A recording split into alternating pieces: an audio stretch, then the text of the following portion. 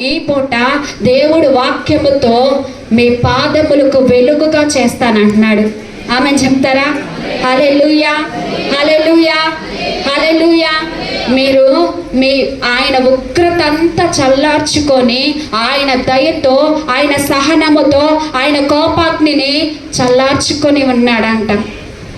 ఆమె మనమైతే మన పిల్లలు మనకి ఎదురు తిరిగినప్పుడు, మన పిల్లలు మన మాట వినకపోయినప్పుడు, చెయ్యొద్దు అని అన్న పని చేసినప్పుడు ఎంత కోపం వస్తుందో, ఎంత కొట్టాలనిపిస్తుందో. కొట్టేస్తాం కదా. కానీ దేవుడు అంటున్నాడు, నేను కొడితే, నేను కోపం చేస్తే నువ్వు తట్టుకోలేవు. హల్లెలూయా. అందుకే ఆయన కోపం అంతా చల్లార్చుకొని, ఎంత కోపం వచ్చినా ఆయన చల్లార్చుకొని ఉన్నాడంట.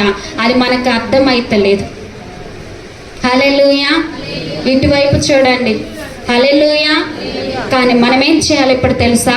ఆయనను స్తుతించే వారిగా, ఆయనను ఆరాధించే వారిగా, ఆయనను ఘనపరిచే వారిగా, ఆయనను మహిమపరిచే వారిగా మనం ఉండాలి.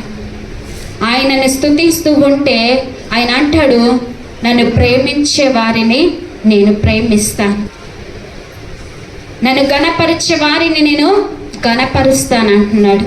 మీ భక్తి ఎంతో దేవుడికి తెలుసు. హల్లెలూయా. అందుకే మనము పాపంలో, శాపంలో కొట్టబడుతూ ఉన్నాం, చెరలో ఉన్నాము.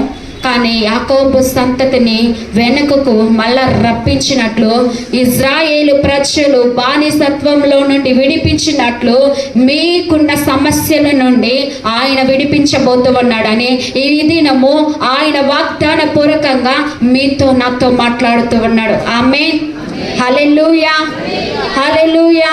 అంతేకాదు, మా రక్షణకర్త అగు దేవా, మా వైపునకు తిరుగుము, మా మీదనున్న నీ కోపము చల్లార్చుకొనుము. హల్లెలూయా. ఆ భక్తుడు ఏం అడుగుతూ ఉన్నాడంటే, మా రక్షణకర్తవగు దేవా, నీ కోపం వస్తే మేము తట్టుకోలేము కనుక నీ కోపము మానుకో. హల్లెలూయా. నీ కోపము మా మీద చూపించకు. నువ్వు దయగల దేవుడివి, నువ్వు కృపగల దేవుడివి, మా రక్షణకర్తవగు దేవుడివి. మేము ఏదన్నా దేంట్లోన్నా పడిపోతే, నిన్ను స్తుతించట్లో పడిపోతే, నిన్ను ఆరాధించట్లో పడిపోతే, నీ మాట వినకపోతే అయినను నువ్వు కృప చూపించే దేవుడి. హల్లెలూయా, హల్లెలూయా. మా మీద నీ కోపము చల్లార్చుము. ఎల్లప్పుడు, ఎల్లకాలము మా మీద కోపగించెదవా, తరతరములు నీ కోపము సాగించెదవా. నీ ప్రజల నీ యందు సంతోషించినట్లు నీవు మరలా మమ్మల్ని బ్రతికింపవా. హల్లెలూయా, హల్లెలూయా. ఆయన కోపం వస్తే, ఆయన కోపమునికి మనం తట్టుకోలేమని ఇగో కోరాకు కుమారుడు ఈ విధంగా బ్రతిమలాడుతూ ఉన్నాడు. మనము కూడా మన తెలిసి తెలియక చేసిన తప్పులు, పొరపాట్లు, ఏదో చేసి పాపము కాదండి. మనము ప్రార్థించకపోవటమే పాపం, ఆజ్ఞ అతిక్రమించటమే పాపము, నీకు చెప్పిన మాటను నెరవేర్చకపోవటమే పాపం. నువ్వు తీర్మానం చేసుకుంటావు కదా, ఇన్ని గంటలు నేను ప్రార్థిస్తాను, ఇన్ని నిమిషాలు నేను ప్రార్థిస్తాను, ఒక దినము నీతో గడుపుతాను అని నువ్వు తీర్మానం చేసుకుంటావు కదా, ఆజ్ఞ నువ్వు నెరవేర్చాలి. హల్లెలూయా, హల్లెలూయా. నీకు అప్పచెప్పిన బాధ్యత, ఈ లోకానుసారంగా నీ భర్త, నీ భార్య చెప్పిన మాట నువ్వు ఎంత విధేయతగా చేస్తావో, ఎంత క్రమంగా చేస్తావో, దేవాతి దేవుడు చెప్పింది కూడా నువ్వు అంతే బాధ్యతగా నెరవేర్చాలి.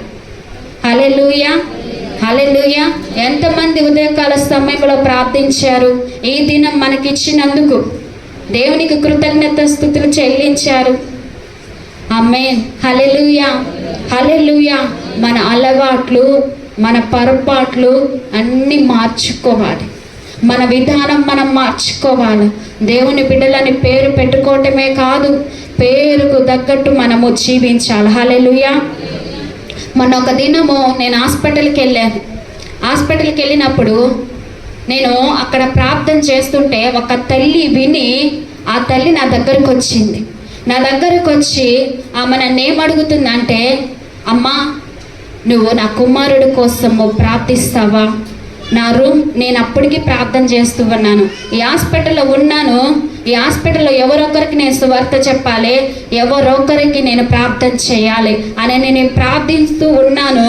3వ దినము నాకు పిలుపు వచ్చింది. హల్లెలూయా. నేను అక్కడికి వెళ్ళినప్పుడు ఆ బెడ్ దగ్గరికి వెళ్ళి నేను ప్రార్థన చేస్తుంటే దేవుడు నాకు చెప్తూ ఉన్నాడు, ఈయన నా పేరు పెట్టుకున్నాడు కానీ నా పేరుకు తగ్గట్టు జీవించలేదు. ఈయనకి లేని అలవాటు లేదు. హల్లెలూయా. ఈయన చెయ్యే తప్పు లేదు. ఒక వ్యక్తి కొరకు ఆయన పిచ్చివాడైపోయి ఉన్నాడంట. హల్లెలూయా. ఆ మాట నేను చెప్పుతూ ఉన్నప్పుడు ఆయన మనోనేత్రాలు తెరవబడ్డాయి. హల్లెలూయా. హల్లెలూయా. నేను ఆయనకి దేవుడు చెప్పింది చెప్పుతూ ఉంటే ఆయన లేవలేని స్థితిలో కూడా కన్నీరు కారుస్తూ వాళ్ళ అమ్మ ఆయన తల్లి మోకరించి కుప్పగూలిపోయి ఏడుస్తూ ఉంది. హల్లెలూయా. హల్లెలూయా. ఎంత దౌర్భాగ్యమైన స్థితిలో మనం ఉన్నాము. మనం అలాగున్నప్పుడు దేవుని కోపం మన మీదకి రాదా? హల్లెలూయా. సమాధానం అని పేరు పెట్టుకుంటారు, ఆ సమాధానం అస్సలకే ఉంటుందండి. హల్లెలూయా. హల్లెలూయా. దాని ప్రకారం మనము జీవించే ఒక వ్యక్తిగా మనం ఉంటాం. ఆయన అంటున్నాడు, నేను ఇంకా ఈ తప్పు చేయను, నేను ఇంక ఈ పాపము చేయను అని చెప్తూ ఉన్నాడు. ఆయనకు ఒక్కొక్క మాట నేను ఒప్పించి ప్రార్థన చేస్తూ ఉంటే దేవుడు దయ ఆయన మీదకి దిగి వచ్చిందండి. హల్లెలూయా. హల్లెలూయా. హల్లెలూయా. దేవునికి మహిమ కలుగును గాక. ఆ తల్లి అంటుంది, ఇదిగో అమ్మ, ఈయన భార్య విడిచిపెట్టి పోయిన కానండి ఈయన తాగడం మొదలుపెట్టాడు. ఈయన తాగడమే కాదు, అసలుకి ఏమి కూడా పట్టించుకోడు.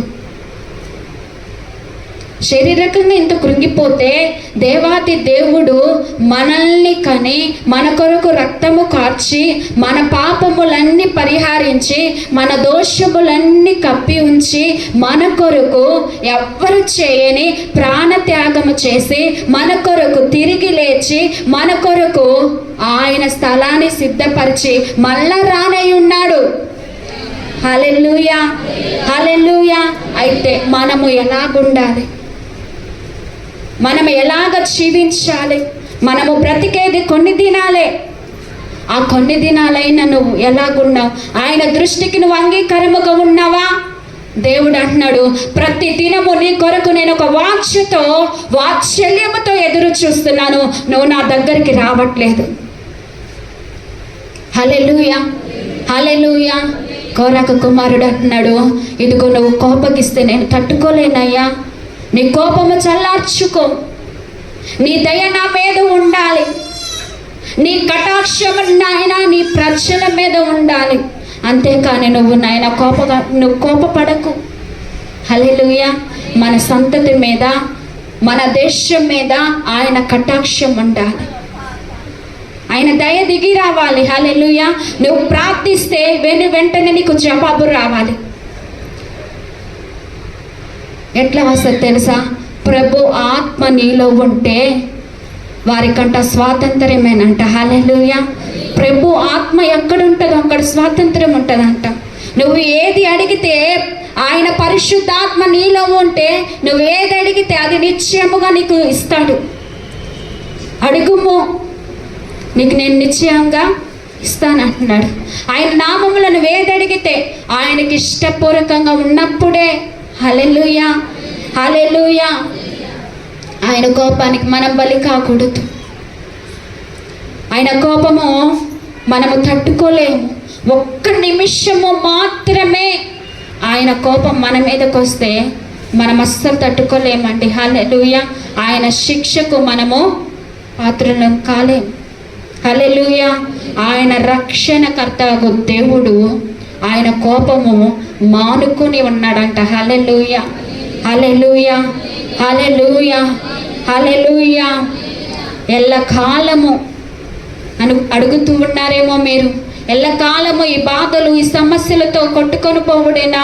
నాకు నెమ్మది లేదా, సమాధానము లేదా, నా జీవితంలో మంచి రోజులు రావా అని అడుగుతూ ఉన్నారా?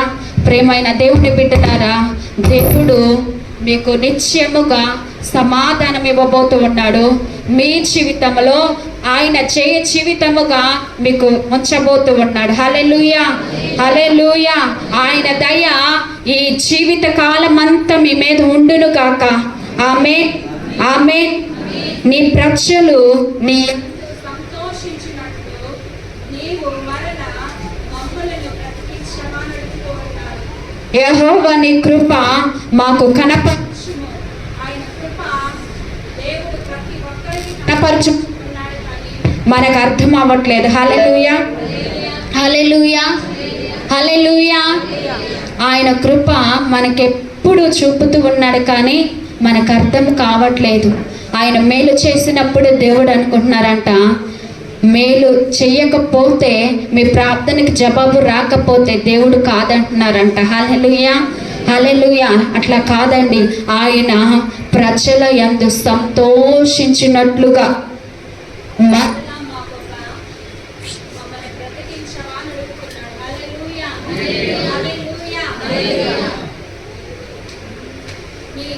నీ రక్షణ మాకు దయచేయము.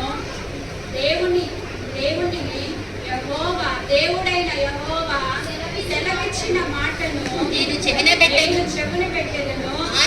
ఆయన తన ప్రజలతోనూ తన భక్తులతోనూ శుభవచనము సెలవిచ్చును. హల్లెలూయా, హల్లెలూయా.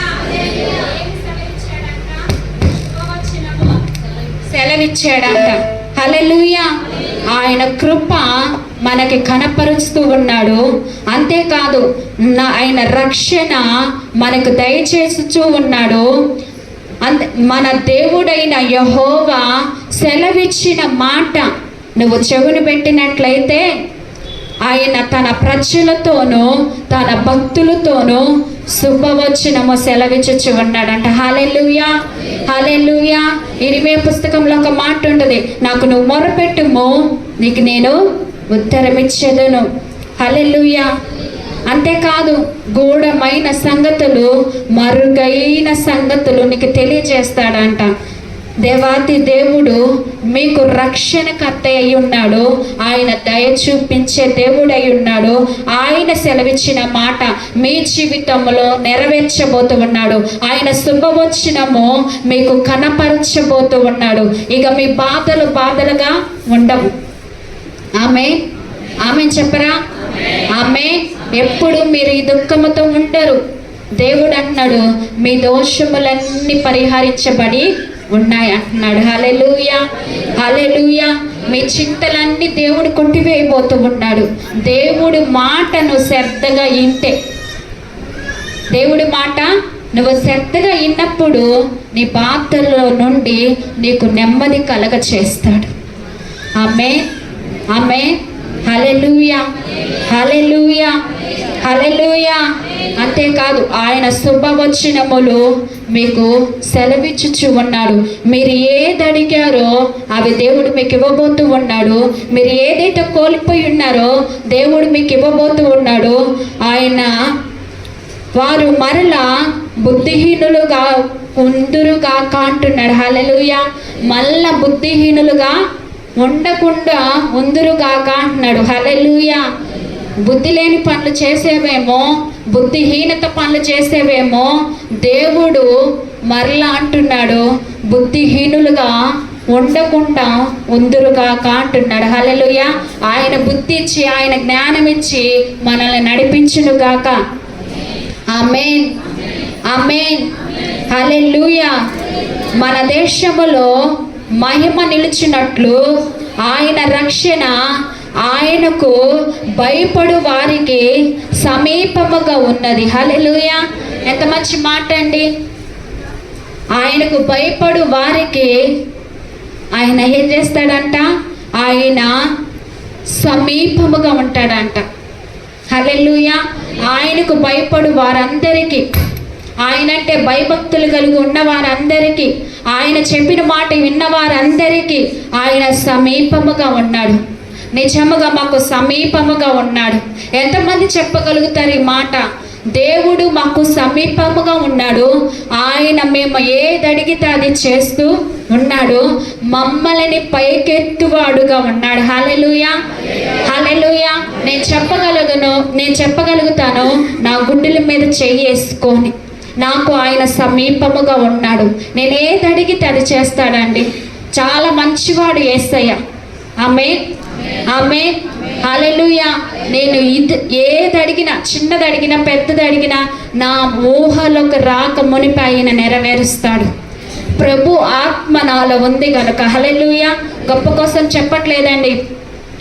సీరియస్ అయిన ఒక వ్యక్తి దగ్గరికి నేను వెళ్ళి ప్రార్థన చేస్తే ఆ ప్రవచనము నాకు ముందుగానే దేవుడు బయలుపరిచాడు.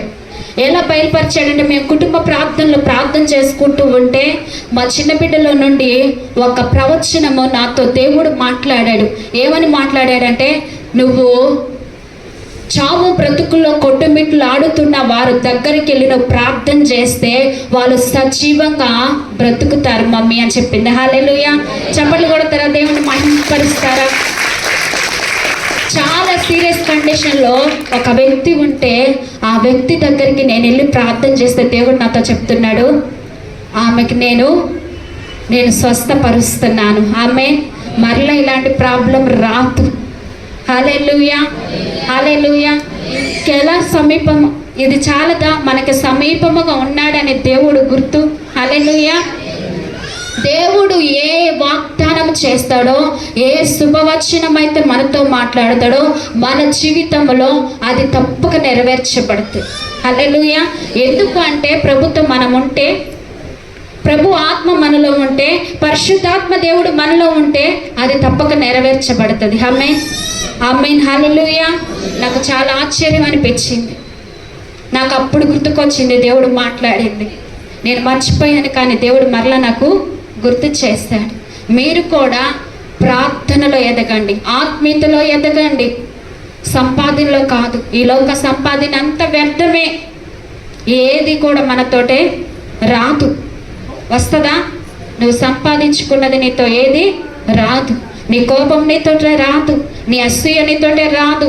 ఇవన్నీ ఎప్పుడైతే విడిచిపెడతావో దేవుడు నీ దోషములన్నిటినీ, నీ పాపములన్నిటినీ దేవుడు కప్పివేస్తాడంట. మళ్ళా బుద్ధిహీనమైన పనులు చేయకుండా దేవుడు ఆయన ఆత్మనిచ్చి ఆయన పైకి లేవనెత్తుతాడంట.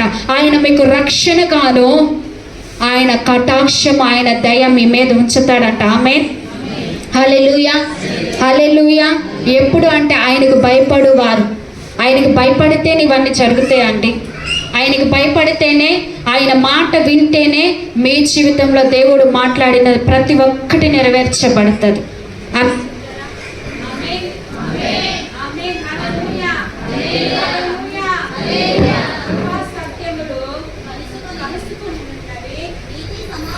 నీతి సమాధానము ఒకదానికి ఒకటి ముద్దు పెట్టుకొని ఉన్నవి. భూమిలో నుండి సత్యము మొలుచును, ఆకాశములో నుండి నీతి పారచూచును. యెహోవా ఉత్తమమైన దానిని గ్రహించి ఉన్నాడు. మన భూమి ఫలమునిచ్చును. నీతి ఆయనకు ముందుగా నడుచును, ఆయన అడుగుజాడల్లో అది నడుచును. హల్లెలూయా, హల్లెలూయా. భూమిలో నుండి సత్యము మొలవాలి.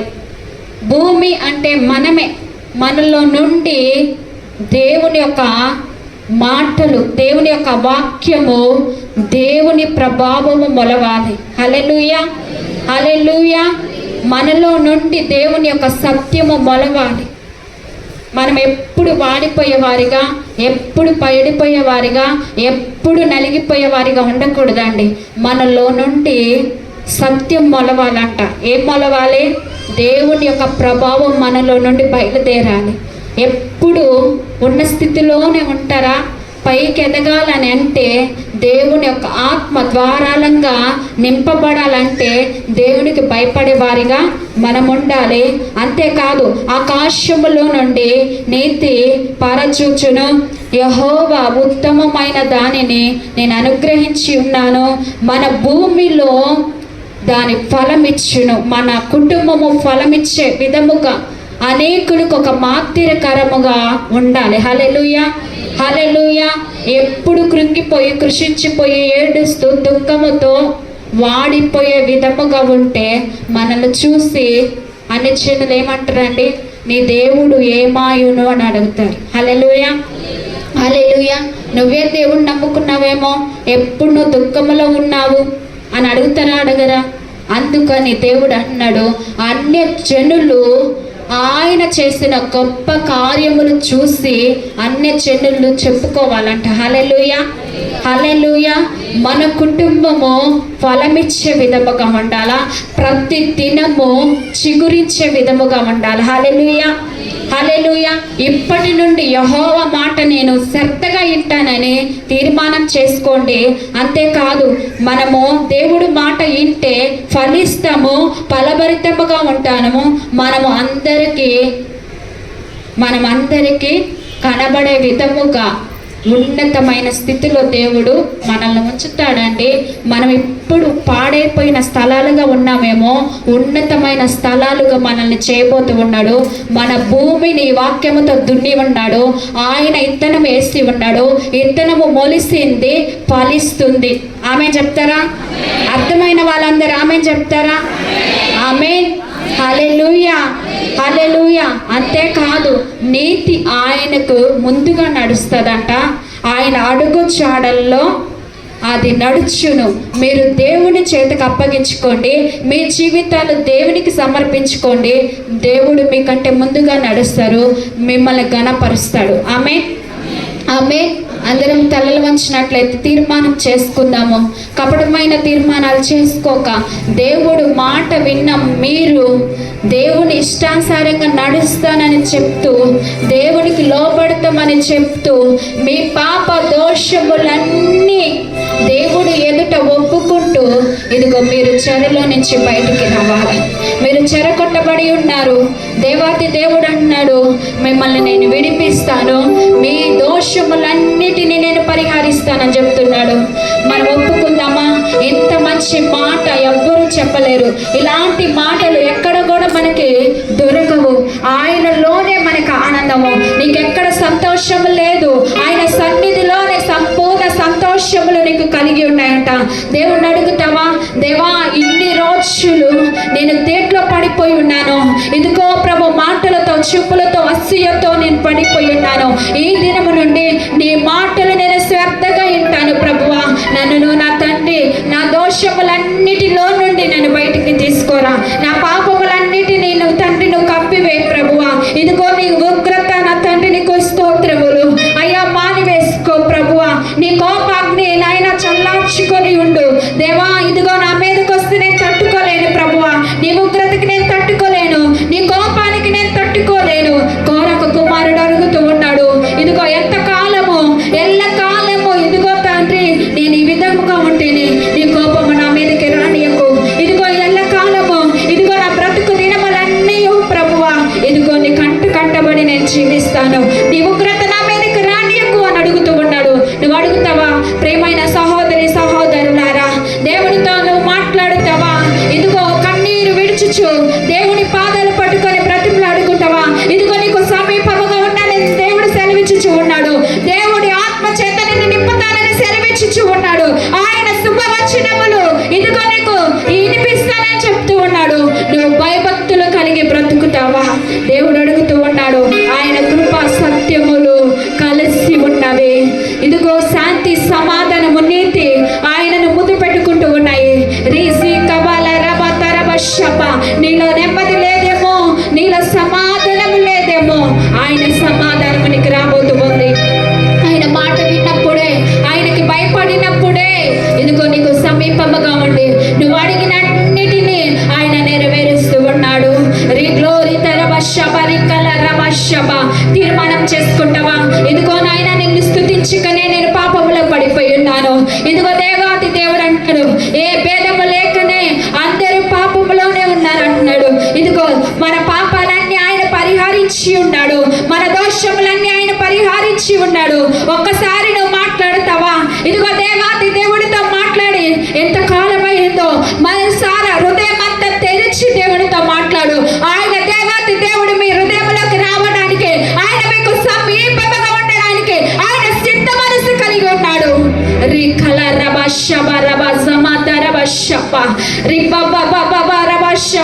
ఇదిగో నీ సంతతి వారిని ఆయన చెరలో నుండి విడిపిస్తానంటున్నాడు.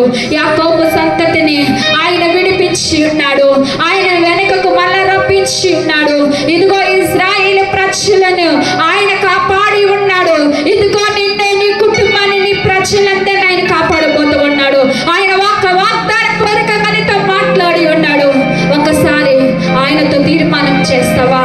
దేవానికి నేను లోపడతానయ్యా, నన్ను క్షమించు, నీ కటాక్షము నా ఎడల చూపించు ప్రభువా, నీ కటాక్షము నా మీదకి దిగిరాని నన్ను మీరు క్షమించు ప్రభువా. యాకోబు అయితే ఆయనను పెనుగులాడుతూ ఉన్నాడు. ఆయన రకమందుడాల రబషబ ఆయనను బ్రతిమలాడుకుంటూ ఉన్నాడు. ఇదిగో నువ్వు నన్ను క్షమించినానని చెప్పితేనే నేను నిన్ను విడిచిపెడతానన్నాడు. నువ్వు అడుగుతున్నావా? నీకు సహనము లేదా? ఓర్పు లేదా? ఇదిగో ఈ దినము నీకు ఇవ్వబోతూ ఉన్నాడు. ఇదిగో నిరీక్షణతో ఆయన కొరకు నువ్వు కనిపెట్టుకొని, ఇదిగో ఆయనకు భయపడే బిడ్డగా నువ్వు ఉంటే ఆయన శుభవచనాలకు ఇదిగో నీకు తెలియచేస్తూ ఉన్నాడు. ఇదిగో నీకు సెలవిచ్చుచూ ఉన్నాడు.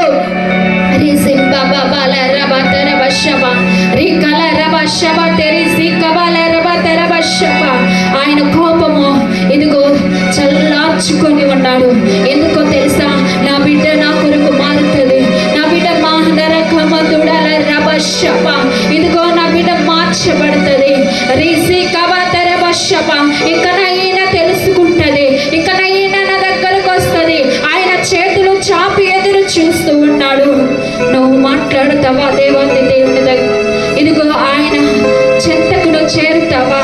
ఇదిగో నీ హృదయంలో ఆయనకు చోటిస్తావా? ఆయన క్షమించి ఉన్నాడు. ఆయన క్షమించి ఉన్నాడు. ఆయన కటాక్షము మన మీద అందరి మీదకి రాబోతూ ఉంది.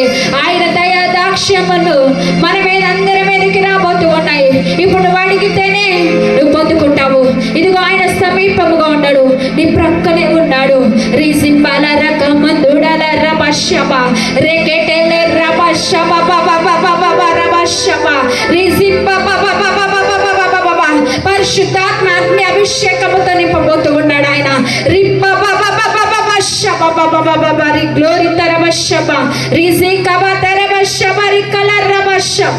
ఇదిగో యేసయ్యానికి స్తోత్రములు. ఆత్మ చల్లారిపోయి ఉందా? ఇదిగో దేవుని ఎలిగిస్తూ ఉన్నాడు. నీ పాదములకు ఆయన దీపముగా నీ యందు నడుస్తూ ఉన్నాడు. ఇదిగో ఆయన యందు నడుచుచూ ఉన్నప్పుడే అదిగో ఆయన నీతి ఆయన ఇదిగో ఫలమిచ్చుచూ ఉన్నాడు. నువ్వు ఫలమిచ్చే నీ కుటుంబంలో ఇదిగో నువ్వు అభివృద్ధిలోనికి నడిపించబోతూ ఉన్నాడు. ఇదిగో నీతి నీలో నుండి మొలవబోతూ ఉంది.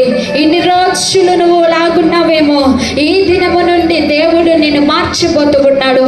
నీ స్థితిగతులన్నీ మార్చబోతూ ఉన్నాడు.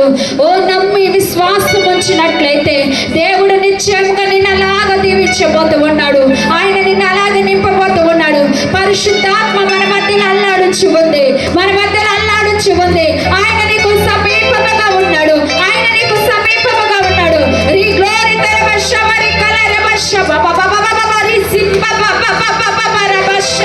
ఓ ప్రతి ఒక్కరిని ఆయన దక్షిణ హస్తము ఇదిగో తాకుతూ ఉంది.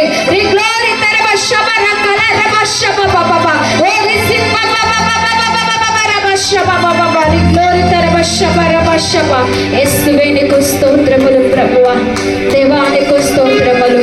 మంచి తీర్మానంలో మనం వెళదాము, ఒప్పుకుందాము, దేవుని దగ్గర అన్ని విడిచిపెడతాము. ఇదిగో నీతిగా, న్యాయముగా, యథార్థతగా నేను నడుస్తాను ప్రభువా, నీ మాట నేను వింటాను ప్రభువా అని చెప్పుదామా? హల్లెలూయా, హల్లెలూయా. ప్రార్థన చేసుకుందాం, ప్రార్థన చేసుకుందాం. దేవుడు ఇంతవరకు తన దాసులను నిలబెట్టుకుని మనతో మాట్లాడమన్నాడు. ప్రార్థన చేసుకుందాం. మన మధ్యలో ఉన్న ప్రమిళ సిస్టర్ ప్రార్థన నడిపిస్తారు.